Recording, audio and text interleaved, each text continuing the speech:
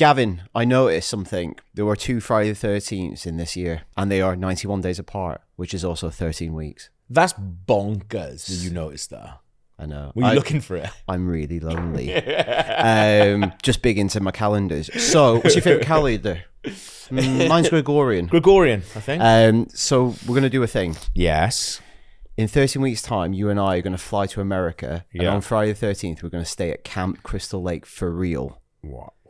But to prepare for that trip, every week between now and then, we're going to watch a different Friday the 13th film in sequence. Okay. And we're going to figure out what to do and what not to do to survive the night. Yeah. Hopefully it's a well-organized event as well. Yeah. The thing is, I'm acting as if you're breaking the news to me. I'm still not Imagine if I just put that without until I'm there. Well, I'm busy. I actually don't believe this because like I grew up watching these films and loving these films and genuinely always wanting to go to Camp Crystal Lake, despite everything I know from the films that should probably be a bad idea. But I think for me, this is a big opportunity to watch a lot of these films because I've seen them all, I think. Yeah. But of all the big horror franchises, it's definitely the one I know least well. I grew up watching Halloween and Freddy quite a lot. Yeah. So I know those films really well. These ones I don't know so well. I think some of them I've only ever seen the once. Well, yeah, these are definitely the films that I had access to the most of. Because that's the thing. When it was like, we're 1985, 1986, it just, you watched whatever you had. Like, whatever you had, your mate had on tape. That's the films that you watched. Again and again and again. My friend David Powell happened to have Friday the 13th Part 6 on VHS. Do you think that's the first one you ever saw? It's definitely the first one I ever saw. Really? So I think that's the thing. Like, my first my entry point to the series was Jason in Part 6. And arguably by Part 6, they kind of, I remember them kind of being quite confident with the series and knowing what it's about and knowing what Jason is about and the format and stuff. I'm sure as we go on in this series, that'll become not evident. You watched it fully formed, but today we're going to go back to the beginning. We're going to back to 1980 and we're going to watch and talk about Friday the 13th. Just Friday the 13th.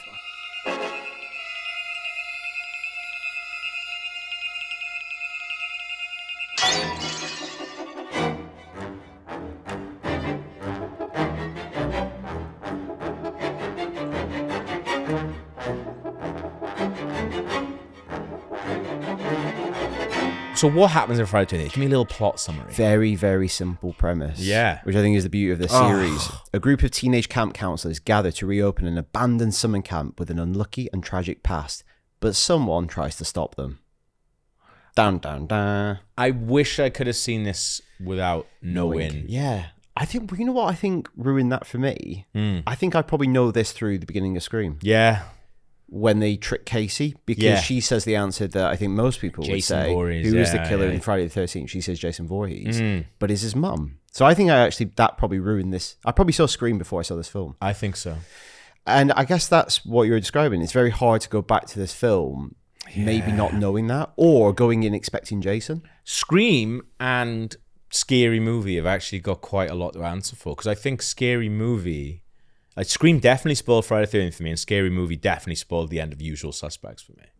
Did it? Yeah, because it's got like a big reveal. I didn't realize like that was Kaiser a thing. Soze style reveal where Dewey in Scary Movie, who's been this idiot, turns out to be this really cool character at the end of it. And they were like, oh, I didn't know at the time, but that was a Usual Suspects spoiler. I think, like, for me, this is why this film, I always feel like it's slightly elevated, like, above lots of other slasher style films. I think this also benefits from being very early on in that cycle. Yeah, definitely. So prior to this, you have, if you go way back, you've got things like Peeping Tom and Psycho, early 60s. Yeah. They're nothing. And then obviously this comes to be after Black Christmas and the phenomenon that is Halloween. Yeah. There is something, and I think about this entire series at large as we go over the weeks to come. Yeah. Is this not something cynical, but this is a movie. This is not a piece of like filmic art. No. This is a movie to get bums on seats. Yeah. And they are formulaic.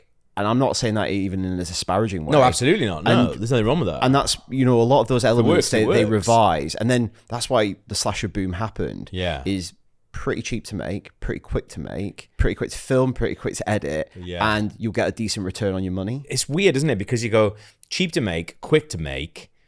Is it hard to make well? I think yes. I think your threshold of making something entertaining probably isn't that high. But then, you look at something like Halloween. That is a proper film. Yeah. Without getting too wanky about it. But there's something very elegant about that. And we talked about the Halloween series at length. Yeah. And even how those sequels struggle to recapture some of that brilliance of the original. Yeah. Now, this series has its own magic. There's lots to revel in. And I think what the series does really well is it dispenses with a lot of things like characterization. Yeah. And it just focuses on giving you what you want. And a lot of quite gruesome kills, much more so than maybe something like Halloween where blood is more restrained. Yeah, I think the reason I always thought that this one maybe for me is like elevated above like some others is because of like the murder mystery style like element to it. That's a really interesting thing is just how much do they play on that? Yeah. Because I don't know who you meant, because when we're watching it again for this podcast, they don't do anything like seed doubt that it's any of the other counselors, which is what Scream does. When Scream is at its best, that's and there's true. That scene where they're sat outside of school on the fountain, you're like, it could be any one of these Could be fuckers. anyone of them. Yeah. And they never basically no one ever suspects Christy. No. And he's away for most of the night. Yeah. But there's always this unseen figure that you see early on. But there's never any implication who that could be. No, that's a really good point, actually, because you think with a few more tweaks, this could be Scream. Like it could be one of the counselors. And obviously they've not had that idea. No, because at no point is anyone like, what the fuck is going on? Who's killing us? Because there is a reveal, but it only plays to one character in the end. That's true, yeah. It only really plays to Alice. Yeah. Because everyone else just gets killed without knowing who's killing it. And a lot of people die not knowing the motivation for it. Yeah. But that's, I guess, again, to liken it to Scream, like Sydney only finds the motivations outright at the end. Yeah. So they're imperceptible to a lot of people. And it's actually really unclear what a lot of these kids thinks is going on, especially Alice. That's a really, really good point. And we're going to have to revisit that quite a lot when we discuss the ending of this film. Because I think as well, because so many of the kills happen over a short period of time. It's not like someone is dying and then it's been reported by the police. It's in very quick succession. It's very quick. And I think that's something that will come back a lot in the series is usually the events of the film as you get to them happen over a very short time scale in a single location. This film begins with a prologue, which is another recurring feature. That's true. But it is in 1958 and we see these two camp counselors just killed, one off screen, one on screen, as they're just about to get it on. And we don't know who that person is. No. And then we skip to a title card that says present day.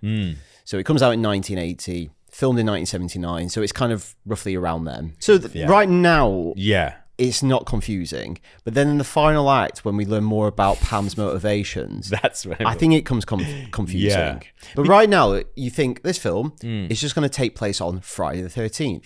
And Friday the 13th will have no additional significance apart from it is an unlucky day. It's an unlucky day, And you know what the most unlucky thing to happen to you is? Getting killed. Get fucking stabbed. Yeah. Initially, from just like reading about the film, it was going to be like, and I guess maybe it kind of should have been just a series of standalone films where the series is called Friday the 13th, but not really connected, and they can kind of just do whatever they want. Which is but a different unlucky scenarios. Exactly, yeah.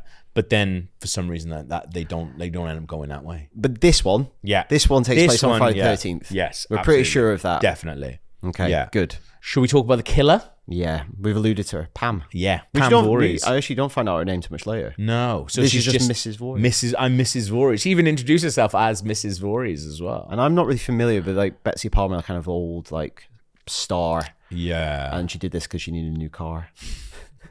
There's worse reasons to take a job, man. She speaks quite disparaging of this film, but she is good in it. Yeah, she is really good in it. She's quite unhinged at the end. Again, probably the best performance in a lot of the films, maybe. I think she's obviously a real actor.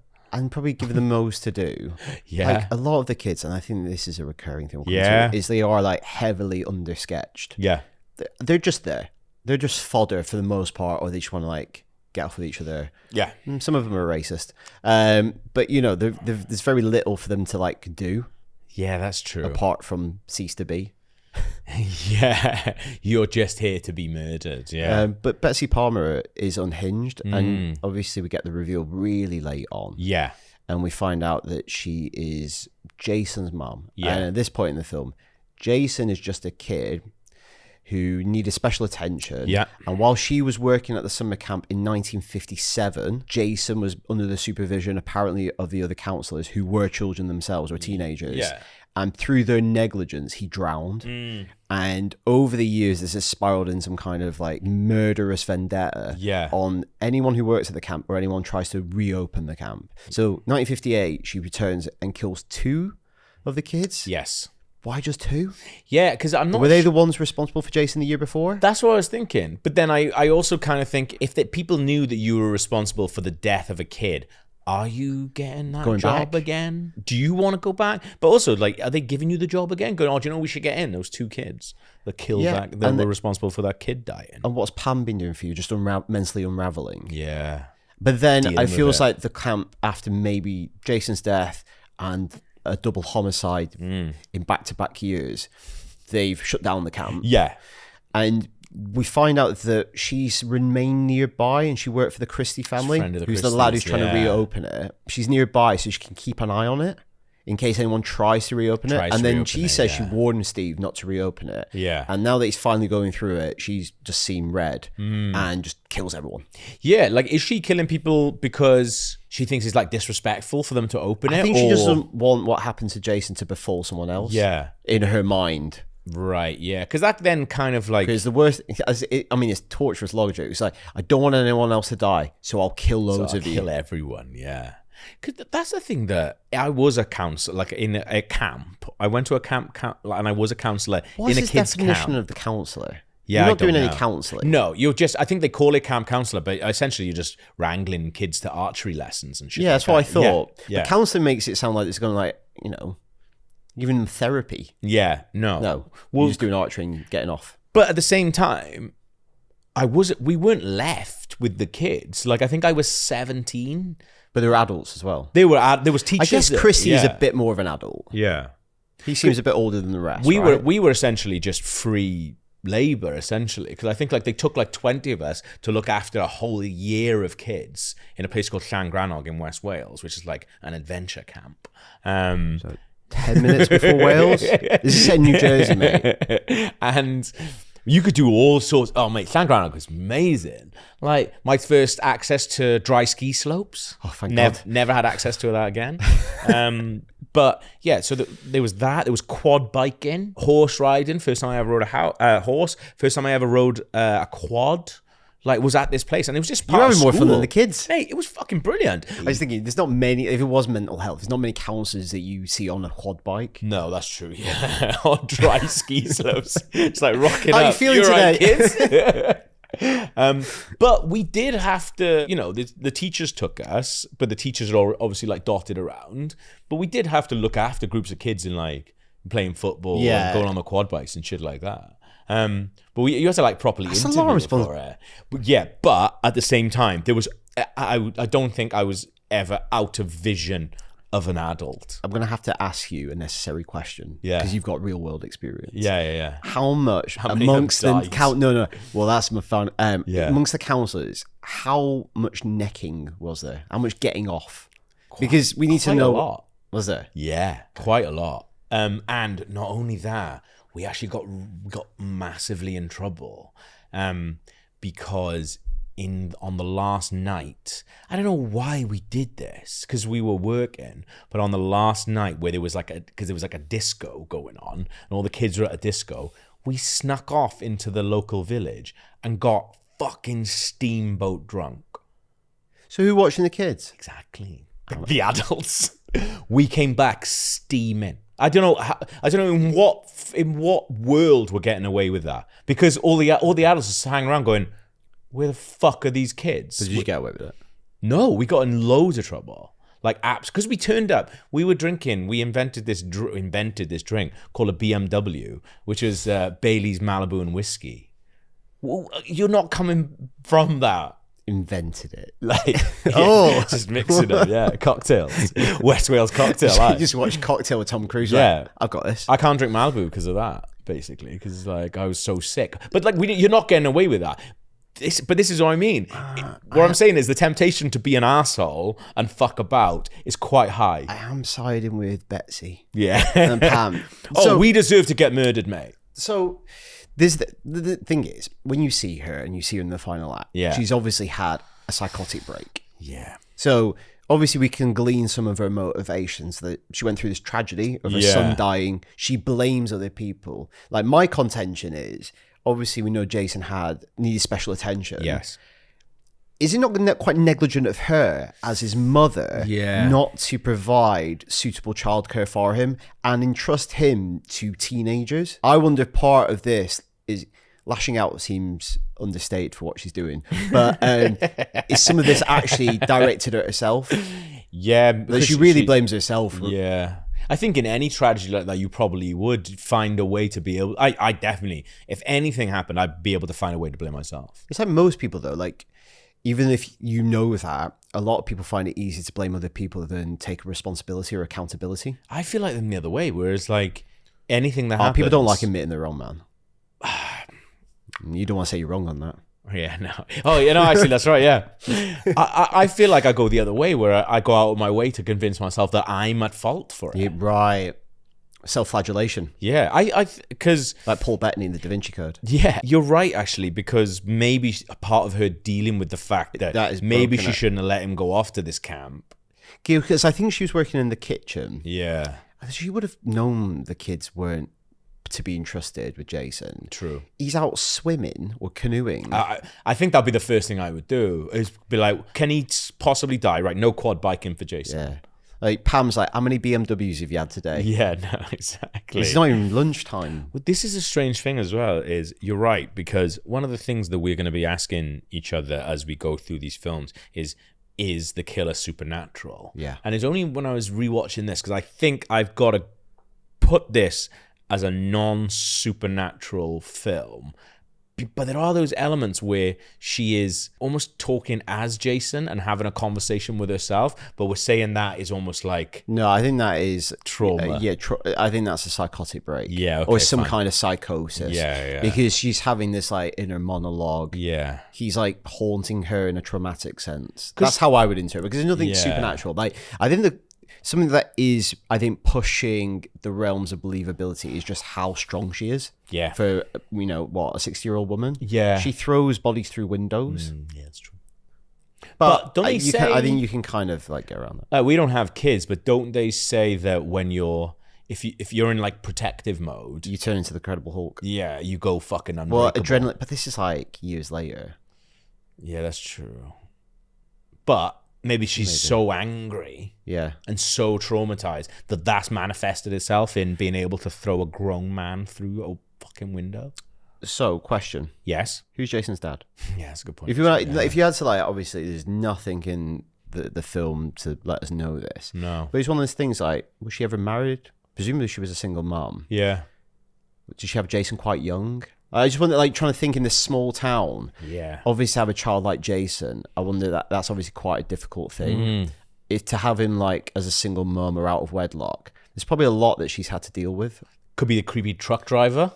I As one of the creepiest lines of the thing was he say like, "Are all the girls up there gonna look as good as you?" like I don't know why I went about Anthony Hopkins for that. Because you know who does that? Do you know that guy? Do you know he's done a famous voice? He's the voice of Belle's dad in Beauty and the Beast. What? I know, he's the voice of Maurice. So the creepy truck driver, he's just credited as the truck driver. He's the voice of Belle's dad in Beauty and the Beast. I know. All the stars coming out for this That's one. a good catch. Yeah. But that's the thing, isn't it? So Annie, Yeah. you meet Annie first on, then she gets in with him. She obviously is creeped out by him, leaves, gets picked up by Pam in the Jeep, and then gets her throat slit. Yeah. So she gets killed. You kind of almost latch on to Annie. You think you're going to be with her for a bunch of time, and then she gets killed quite early on. She's like the third kill. Yeah. But there's nothing in that scene that suggests it's a woman or anything like that. Like, you kind of actually almost points you in the other way. And I wonder how fair they play with the rules. I wonder if that was Betsy Palmer's feet. I doubt it. I know you mean like how fair is it? Like, is there a way of working that out? I think there isn't, but then therefore they weren't interested in doing that. True. Yeah. Because if you were, you would give the audience at least a smattering of information or clues. Yeah. So that you retrospectively or in your second viewing, you're like, I could have got it. Yeah. Like with Scream, maybe there's a little bit in terms of staging. Yeah, that's true. Actually, yeah, because it's not like Fight Club, is it? It's not that. It doesn't play as that type of twist. It's an interesting twist, but this it's not is just a one reveal. Yeah, I think there's. I mean, like, obviously, I was looking for it, but it's not. I don't think it's there for you to work out. There's definitely a shot where you can kind of see the side of her face when she's going to a cabin. But I don't think you. I think you're right. You can when Ned follows her in. He's walking by himself by the lake, and he sees her, and you do see it's a woman. Yeah. But again, we have no context that this is this person called Jason's mom. No. Or anything like that. Yeah. It's not like Steve Christie's like, oh, Pam will be over later, or something like that. Yeah. She's not like, oh, Pam will be bringing us some food later tonight. She's my mum and dad's housekeeper. Yeah, they're really not concerned with it. I think you're right. Yeah. Which sadly then goes against what I'm saying. Is like, oh, this kind of elevates it because of that. But you're like, you're right. They don't give a fuck. They just want kids dead. I think it definitely is interesting to have like a 6-year-old woman as your slasher, your killer. That's, that's probably quite, again, it's quite hard to maybe regain the impact that would have had. Do you think, that's a good question as well. Do you think there's a way where we can take this series to part 2, 3, 4, 5, 6, and it's Pamela Voorhees? Probably not. Pam in space. Maybe just logistically. Freddy versus Pam. Come on, that's a film. I'm now imagining just my 70-year-old mum in space. She would have to age, aye. Yeah. So she's like knackered. Can't be bothered. And like, I'd rather be at the fucking camp, man. Yeah. I've lost my head. Yeah. No, I'll cut that out. Interesting. Yeah. I still think, because she says, like, her motivation, it says Steve should never have opened this place again. Yeah. So she does have a motivation. Yeah. I think she is just very, very disturbed. What does that lead to? How many people does she kill? Can you give me a little kill overview? Loads. Well, kill overview, Yeah. she doesn't kill one. Okay. 10 deaths, Yes. including Pam's. Yeah. We've got a mixture of stabbings, throat slittings, and 2 kills involving arrows. Ooh. But I think, interestingly, 30% of these kills take place off screen. Yeah. Because some of them happen off screen and then there's like a reveal later on. You know, things like Ned and Bill both take place off screen. And then they function as like reveals to shock main characters later on. Yeah. Similar to that happens in Halloween. Yeah. So it comes back and you get the impact of it later on. Yeah. Like a little Jack in the Box Yeah. for another character on screen. Yeah, definitely. Like, I think Bill's is probably my favorite for that. It was like when he like pinned to the door. Yeah. Like to scare Archery somebody practice. else. Yeah. Because you know they've died, but then you get the impact of, it's like a Jack in the Box. Yeah. I think the thing to say about all these kills, and maybe this is a little bit of the magic sauce that made Friday the 13th into what it was the presence and the work of Tom Savini. Yeah. So obviously a legendary horror makeup artist. Yeah. But I think the thing that stands out apart from Pam's maybe reveal is just the inventiveness of the special effects. True. Yeah. You know, the famous one being the arrow through Kevin Bacon's neck. No matter how, I still can't get my head around that. Like, how I would do it. How we're sitting down to do it. I think it looks genuinely still good. Because it's like his assistant, like, you say, you told him about this, he blows too hard on the straw. Well, and then, like, he makes a gurgle of blood. But actually, it's one of those happy accidents sometimes with filmmaking. We're like, well, we wouldn't have planned to do that. I think there was a few sort of mechanism failures, sort of like similar to Jaws, where it was just like, oh, fuck, that's broken again. So I think Tom Savini's assistant is underneath Kevin Bacon, blowing blood through his neck, essentially. It looks amazing, though. That's why I like a lot of, like, not visual effects, like special effects, practical effects, because it almost like borderlines a little bit on like stagecraft and magic, like having the fake torso and just the position of him. You know, like you would go, well, a person couldn't fit in that box. Yeah. It's like just deceiving you. And it works so well. And I think that is possibly the most famous kill because it's a good kill in its own right. It is really good, because there's also a misdirection. You don't expect it coming from below. Yeah. Because he's just led in bed after having sex. You think, well, he's definitely dead. Yeah. But like, it's kind of surprising, and I guess it's also famous because it is Kevin Bacon. Yes, that's true. Yeah, and he wasn't for us. a big That's deal massive. yet. Yeah, big deal yet. On a rewatch, the one I was like, oh, that's actually quite chilling. Is Steve Christie's because of that reveal where he's like, oh, it's you, and oh my God, he knows the killer? Like, I think, yeah, that's the only moment where it kind of wrong foots you a little bit. And you're like, okay. Because, I wonder if you were watching that for the first time, would you then be But you start don't- to put things together in your head? Or is it just completely I don't think you chilling? even know enough, like, don't know because you hear about anything, yeah. Camp, hear about Camp Blood, Yeah. and you hear about the tragedy that happened there, but there's not enough about like, oh, Pam still lives in town. No. Oh, She works for she works for the Christies these days, I hear. Yeah, that's true. But we've not seen her in the town for a long time. I don't Yeah. know what that voice is. Yeah, to be fair, if Crazy Ralph's got a lot to answer for there because he could probably put it all together. If he's in that town. But he's called Crazy Ralph. He's called Crazy Ralph. So that's right though. Like he's the prophet of doom. Yeah. And he is right. It's like Cassandra. Yeah. He's saying the right things, but no one believes him No, that's true, yeah. because he's called Crazy Ralph. Yeah, that's the thing. If he was just called Ralph. Also, crazy people that I know and have seen Insightful Ralph. do not dress like that. No. He dressed brilliantly. There's also like his voice. There's a touch of like Danny Day-Lewis in There Will Be Blood about him as well. Remake it. Yeah, exactly. With Crazy Ralph in it, bless him. But you're right. That is like a chilling one because there's he's not scared in that Yeah. moment. He's just like, oh, what are you doing here? And that's the one that I think is quite scary. But it's just like it's really hard to put yourself in that position and go, what am I thinking there the first time I watched that film if I don't know who the killer is? Also, kill him before all the kids get. Is she only believing that he's that's really true, reopening it now? He's like, oh, he's actually doing. He's been talking about it for years. Oh, but to be fair though, to her, I'm not defending. To be fair to Pam Voorhees, I'm not defending what she did. If sorry. I had a kid who died at a camp Yeah, through gross negligence. through gross negligence, so I'm trauma. Like I think losing a child, if you're a parent, that's got to be one of the worst things that can happen to you. Yep.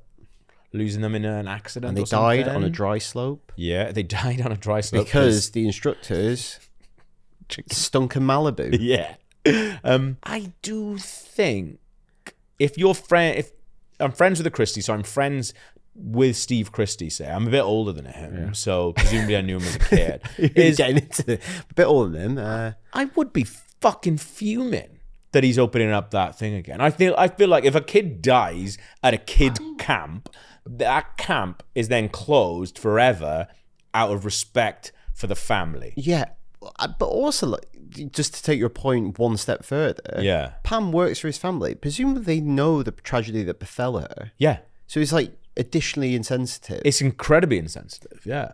Imagine that we've kind of speculated that she's his or his family's housekeeper. Yeah.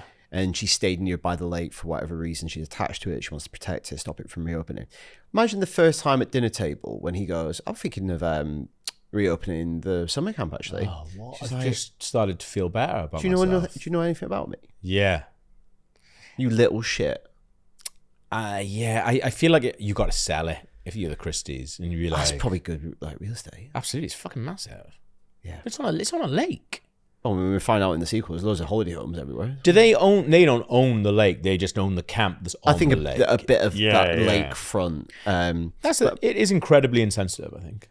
Another good death that I think is worth talking about is I do really like Pam's death. Oh, it's unbelievable. Yeah. So obviously Alice kills her. Yeah.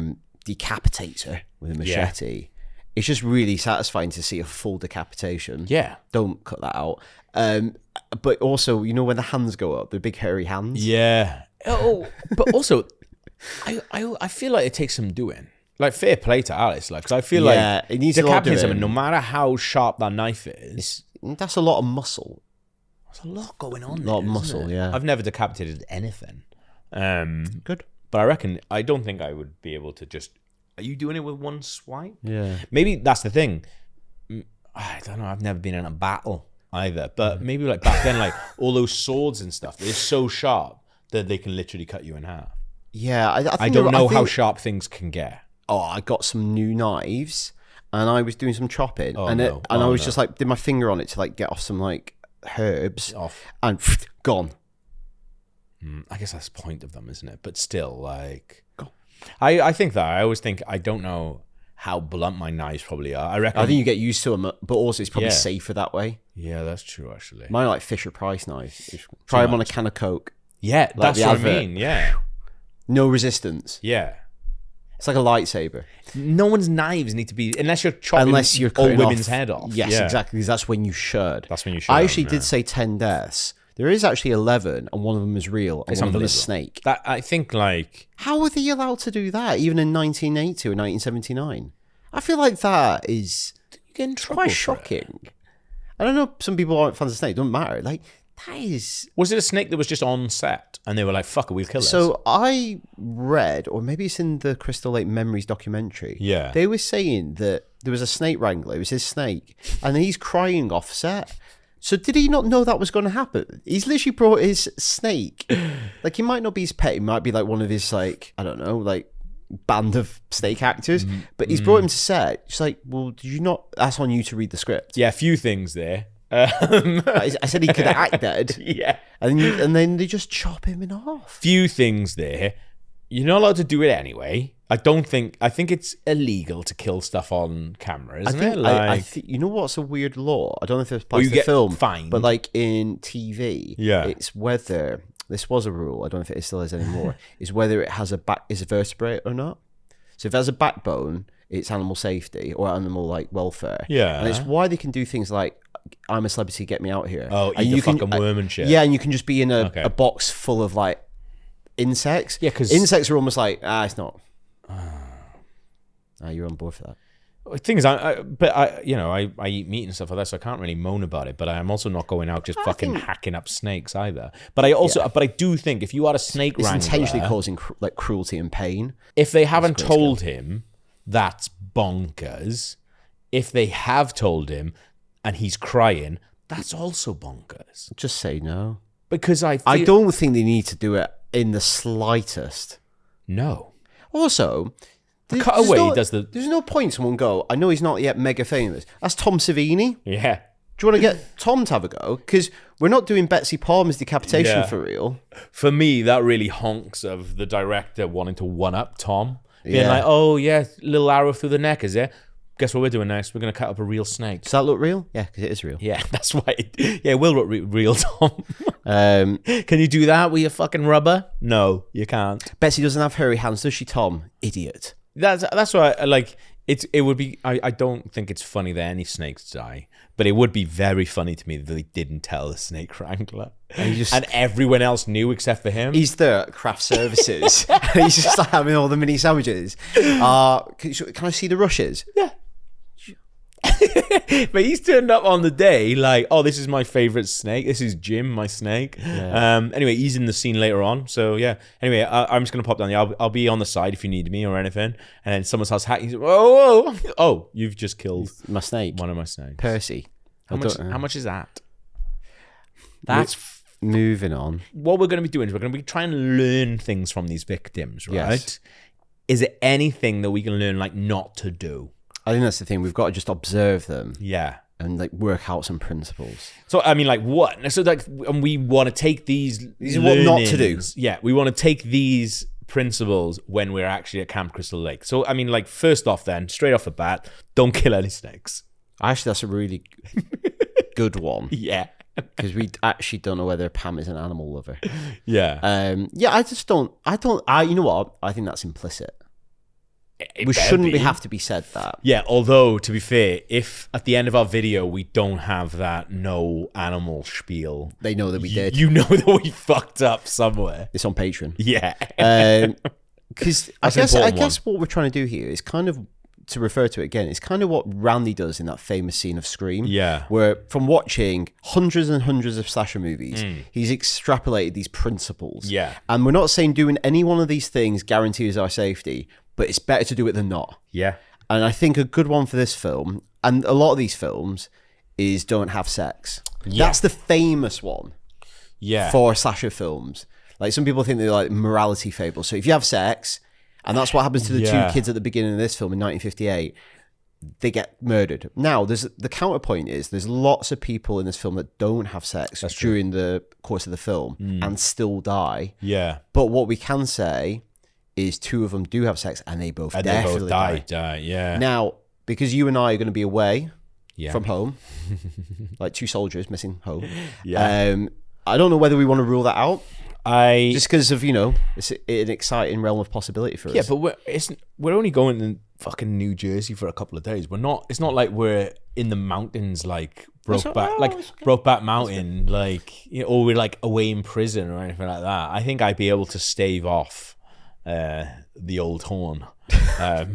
If it meant that Safety. Yeah. Well, one adjacent to that, and you do it in this film, is like any kind of raunchiness. And the thing they do in this film is strip Monopoly, which for me is like a really inappropriate game to be doing a strip variant of. I hate Monopoly. I think it's boring. I don't. So I can see maybe why the addition of strip adds to it, but it goes on forever. Thing is, I don't mind it, but I also, to take it one step further, I like playing tabletop games, but I also like not having a big handle on the rules, because rules make everything more fun. And looking at the way that they play Strip Monopoly, I couldn't really get a hand on what the actual rules were. I think it's like your clothes are currency. Yeah, but I don't have that much currency on me. That's true, yeah. I think, so I actually went and looked up this, and there is like, on a couple of different places, but one was a WordPress website for a guy who mainly posts about repairing remote control helicopters, but for some reason on his website has posted the rules for Strip Monopoly. And essentially what happens is like your clothes are legal tender. So these range from like 50 quid. A bus driver would have to accept that shit. Yeah. So these range from shoes or slippers per pair, 50 quid. So you need two. Yeah, so a pair of shoes, I can't 50 quid. No. I feel like the game is going to last not as long then. Socks, 50 quid a pair. Okay. Jacket, jumper or cardigan, 100 quid. Blouse, shirt or top, 150 quid. Skirt, trousers or shorts, 150 quid. Now, dress, 300. Bra, 300. But what if you're just wearing a dress? Yeah, knickers, 400. Or pants, obviously, for men. Because I've never played Strip anything. Well, I did play Strip Solitaire or Poker on my Amiga. By yourself? Well, no, with the lady. Oh, right, okay, yeah, There was one map, Yeah. where it was a lady astronaut in space. Oh. But then I was worried for her safety. Because she was doing a spacewalk. Because she was doing a spacewalk, yeah. She got taken off. But that's to my point, actually. With Strip Poker or Strip like Monopoly, Yeah. say I landed on, I'm on Park Lane, that's 400 quid. Could I whip my undies off but keep out everything else? And then you get in the reveal. Do you know what I mean? Yeah, it's like, I know what you mean. I want that currency, or do you have to do it in sequence? I think it's got to come off in sequence. Really? Okay. Yeah, and that kind of makes sense with Because Monopoly. like a striptease. Like, Yeah, and also, but with Monopoly, you're building up, like, when you land on Park Lane with nothing on it, it's going to be a lot, though. it's not going to be... This is another thing as well. I don't really know Monopoly that Are you well. also getting money back? Because every time you pass go, you collect 200 quid. I got a slipper. Like, are you getting money? Are you getting your clothes back? Or is there a money element involved as well? There's got to be, I still right? feel like you need more That's what I mean. currency. It annoys me because they all seem to know exactly how it's played straight away. And the only thing I was thinking about was like, what the fuck are the rules, man? Yeah, and we barely see anything. Rubbish. But I think it's a good shout though, because we just don't need to be doing it. we'll be away, and I want to take, because you've never played it, I want to take Uno. Yeah. Okay. Do I need currency? I want to play Uno, but I think we should definitely have it as a rule, no Strip Monopoly. Should we play my first game of Uno by Camp Crystal Lake? Oh yeah, that'd be great. Like find like a nice little quiet bench. What if you Or like see if there's a bit where they do archery. If someone comes over and asks us, this is the thing though, because we're going to be there when there's other people there as well. Yeah. What if they come over and they're like, "Hey, do you want to play some Strip Uno?" Who's this? I don't know. I'm going to say no.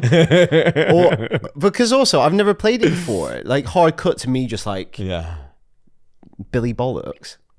Anyway, right. So is that the one we're inducting? I think that's quite a fun one. So the first lesson we're taking to New Jersey Yeah. is do not play Strip Monopoly or a strip variant of any game or pastime. No. So you can't even do strip darts. No. It's gone. No strip darts, no. I'm not very good at darts. I am good at Uno, but I still don't want to play it stripped. Well, that's the ones that have been murdered off. Who survives? Alice survives. Yeah. So I think, because this is the first episode, we just need to maybe first define a survivor. Yeah. And I think a survivor can only be someone the killer has attempted to kill. Yeah. And got away. Because there's Gone other up characters against, that yeah. make the final credits, Yeah. but are never in danger. So like Officer Dorff in this The one. truck driver. And I think that's the Crazy thing. Ralph. They were just never a target for Pam or Jason. Yeah. So in this film, it is Alice Hardy. Yeah. And she is, you know, to use the term, our final girl. Mm-hmm. She's like incredibly resourceful. Very resourceful. She's got a very sensible haircut that looks a little bit like a helmet. Yours not far off that. How dare you? Have you seen me as a child? It is like full-on crash helmet. Is it? Yeah. Oh, I look like I'm in the Gumball Rally. That's good.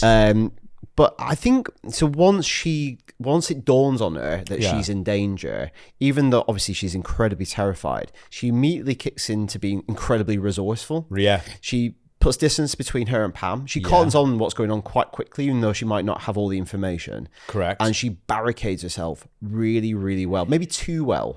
That's one of the best knots I've ever seen. The door does open outwards, but the knot on the door is smart. Yeah, because I think once you've done the knot, I would be like, right, let's concentrate on other bits now. Because she just starts chucking stuff up against the door. I guess, in her defense, obviously she's really scared. Yeah. But at least it's shit in the way. You know, even if the door opened outwards, like it's still like it would slow down. It's like the micro machines in Home Alone. Yeah. Yeah. Yeah, there you go. Okay. Yeah, no, I can kind of see that. But yeah, I feel like I would just be so happy if I could tie a knot like that. We should actually look into what kind of knot it is, because I don't really know a lot about knots. No, I know like shoe knot. What's that? Do you mean just the knot in your shoe? Yeah. Oh, right. I know that. Bunny ears? Over, under, in and out. That's what shoe tying's all about. That's the way. You can remember that if you want. If you don't know how to tie your shoes. There's that. Sheep shank? I don't know how to do that. I know how to do a reef knot. Do you actually? Yeah, I do, yeah. I don't know how to do a reef knot because I remember that from Cubs.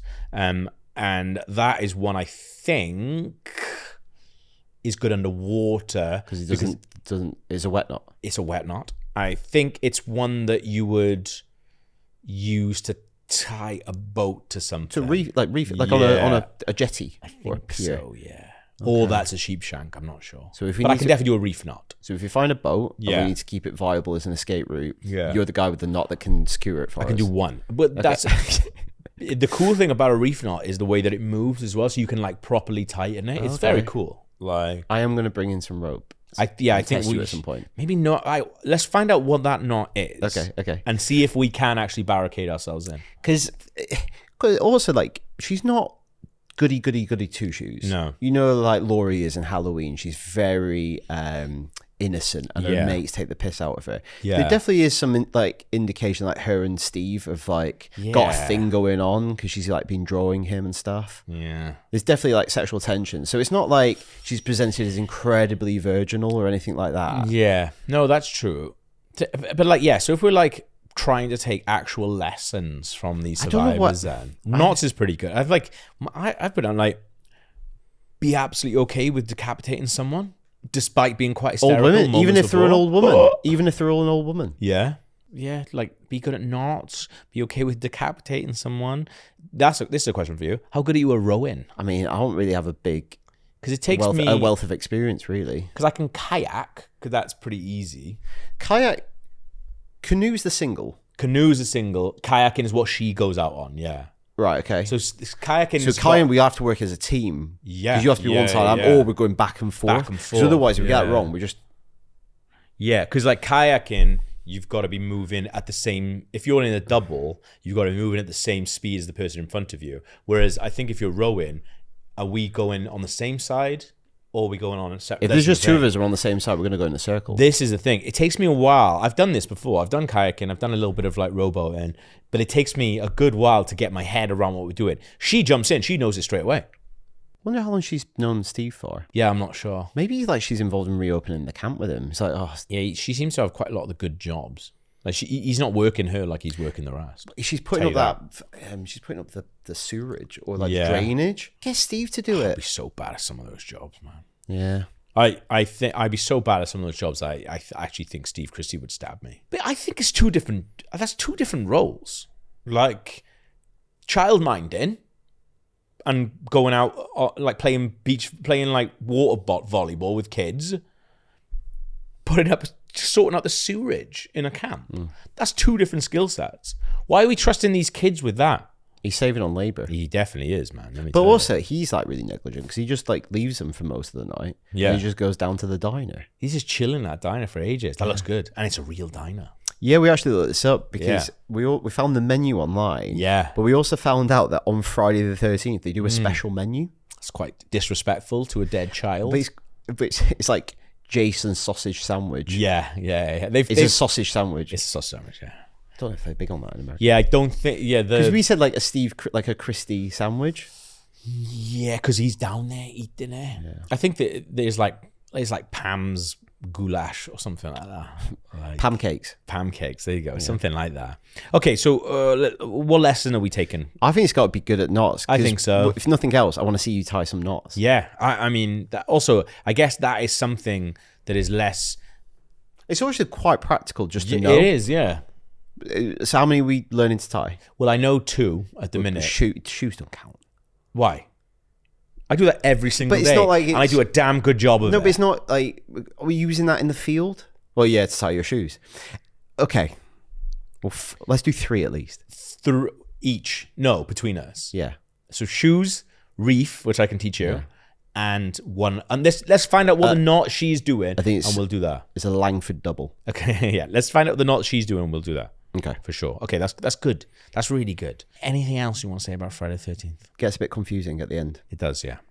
So these events are taking place on Friday the 13th. Yes. So you just think it's really unlucky for these kids because they end up all just dying on this date that's become in Western culture quite an unlucky date. Yeah. People are scared of Friday the 13th. People are scared of 13 and particularly Friday the 13th as a date.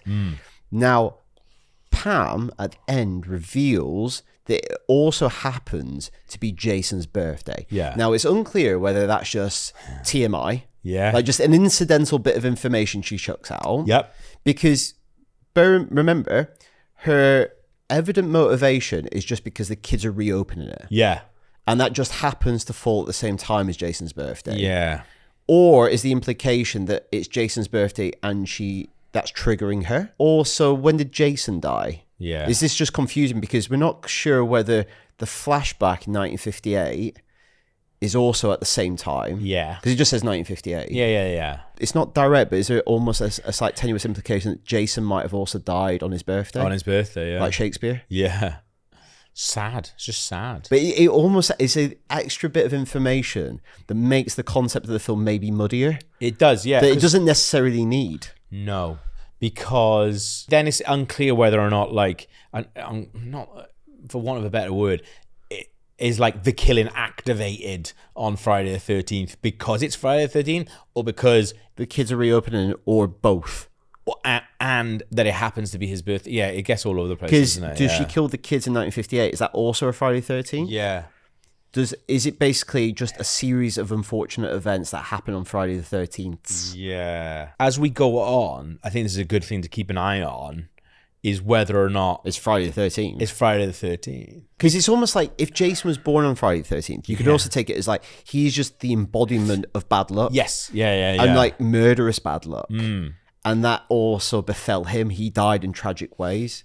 Yeah. I mean, it obviously, this is a product of it not being immaculately planned in advance. Correct. But I guess that's the thing as well, is like Friday the 13th traditionally is not like a Halloween where like, oh, creepy and horrible. I think it's only the last few hundred years it's become like a thing. Yeah. And when you actually read into like why people think Friday the 13th is unlucky, there's a lot of speculative answers and it's people grasping for things. There's like some Norse myth about Loki. There's 13 people at the Last Supper. Right. There's a novel in the early 20th century.